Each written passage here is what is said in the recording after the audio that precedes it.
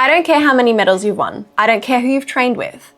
I don't even care if your name and your picture is put up on the gym wall with a golden plaque around it. Because when you step on the mats with kids, none of that matters. You could be the best competitor in the world, but if you can't connect to a 6-year-old who is crying because their belt has just come untied for the 5th time in the class and they're feeling frustrated, you're not really coaching.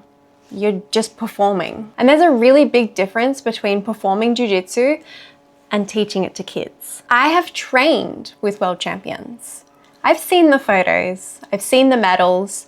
In fact, I've probably seen it all. But here's the thing that no one tells you. Medals don't actually translate into patience or empathy or even kindness to kids on the mats. Gold doesn't make you a guide. And standing on a podium doesn't prepare you for the moment that a 5-year-old says to you that I don't want to train anymore. See, competing is kind of like chess for the body, and coaching kids is a little bit more like gardening. You don't get instant results from gardening. You plant the seed, you water, you take care, and you wait. And then something beautiful starts to happen and something beautiful starts to grow. And that's where the real art of coaching lives. Not in your perfect techniques, not in your podium pictures, but in the tiny, invisible moments that no one claps for. A lot of coaches step into kids' classes thinking that authority comes from dominance. If I'm loud, they'll listen. If I push them, they'll respect me.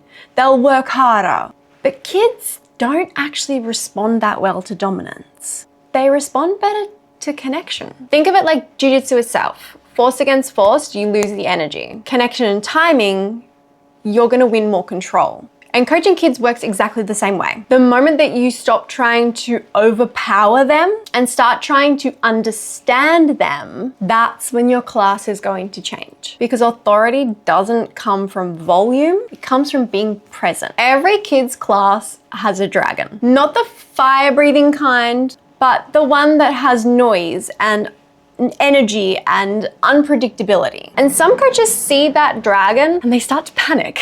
Others will try to cage it and stuff it in and stuff it in. But the best coaches, they're gonna try and work with it.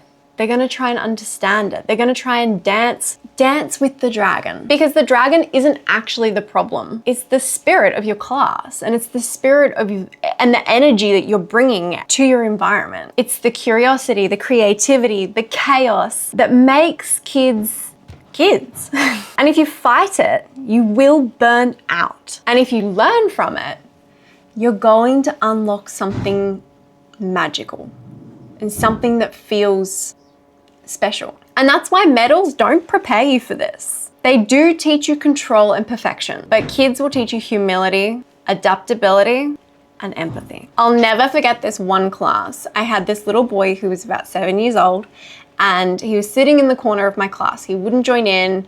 He was sitting with his legs crossed, arms folded, like really grumpy little kid.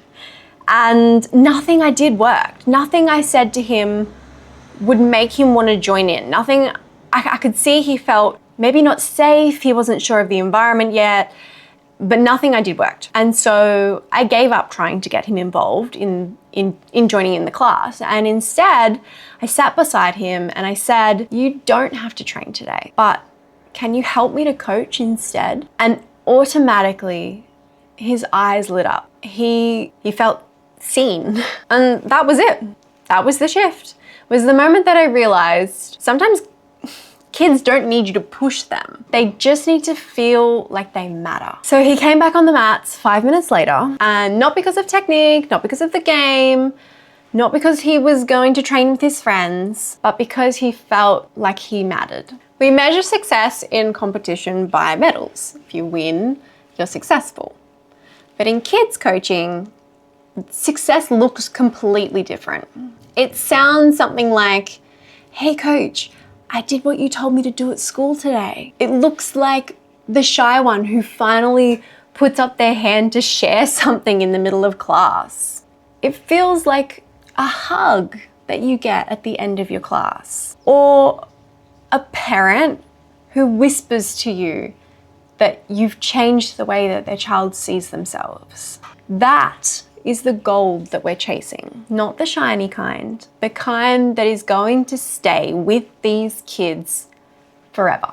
So no, I don't care how many medals you've won, but I do care about how many kids that you've helped to feel capable, to feel connected, and to feel seen. How many kids that you've helped to feel like they belong somewhere. And how many kids are gonna grow up believing that they can because you showed them how. You might not be building champions, but you are building foundations. And without those foundations, there are no future black belts. You are the roots beneath the tree, unseen, but absolutely essential. If this spoke to you, you should absolutely share it, because our job as coaches isn't to raise gold medalists. It's to raise good humans through Jiu-Jitsu. And that starts with coaches who care more about connection than the results of a competition. And you probably should watch this video here where I talk about 99% of the problems that kids' BJJ programs face and how you can actually fix them. And until I speak to you again, keep building those foundations.